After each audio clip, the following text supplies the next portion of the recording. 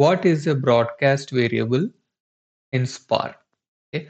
So, broadcast variables in Spark are a mechanism for efficiently sharing large read-only data across all the worker nodes in a cluster. So, let's understand this. So, let's break this up in a simple way, right?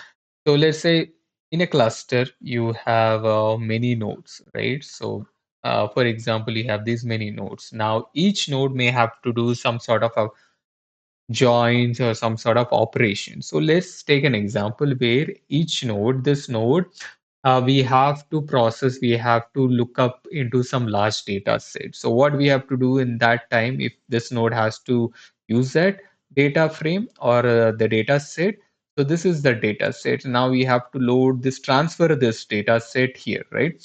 So similarly, this may also require this. So we have to transfer this data set here. Now, this transferring of the data set will cost us operations, right? It will cost us, it will increase this, it will decrease the performance of the code, right? So, because every time you're transferring their input, output, overhead, all the certs. So now, instead of this, what you can do is you can do what is called as broadcast. So what broadcast means is that this large data set, this we will create a cache and place it in each of these data nodes. So you will have a cache of this data set here, right? So it will only be read only. So this cache now instead of sending this data set here, the data is already there within that node. So now all the operation they can reference it from here. So this will be very useful and your performance will be much better, right? So now question, when do we use this broadcast, right? So we use when we have large lookup tables, right? So instead of transferring the data which is static, we will basically broadcast this data. For configuration settings, you have configuration data that needs to be shared. Sometimes, there might be some configurations that we need to do for this program, and that can be broadcasted as well.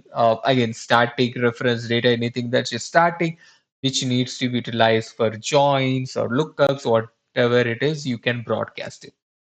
So we'll look at an example how we can do this broadcasting.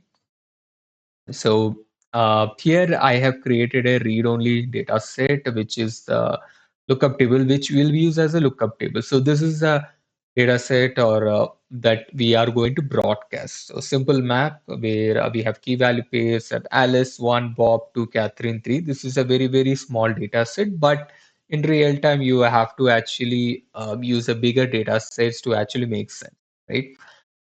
So we create a broadcast variable. So this is how you create a broadcast variable. So you put spark.contest.broadcast and then you pass on the table that you want to broadcast, right?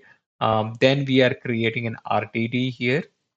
And now how do you use your broadcast variable, right? Here we are using the broadcast variable to get the value, right? So here we are saying broadcast var value of this name. So here name we are trying to map it. So we are basically using as a lookup here. So this is basically how you can broadcast. This is a code for this broadcast, and if you run this, it will run and it will basically give you the output for this, right? So this is what broadcast does. And again, there are scenarios where you can use a broadcast when you have a large data set, and instead of transferring this data set again and again, you can basically broadcast this. So that is all about broadcast. I hope this was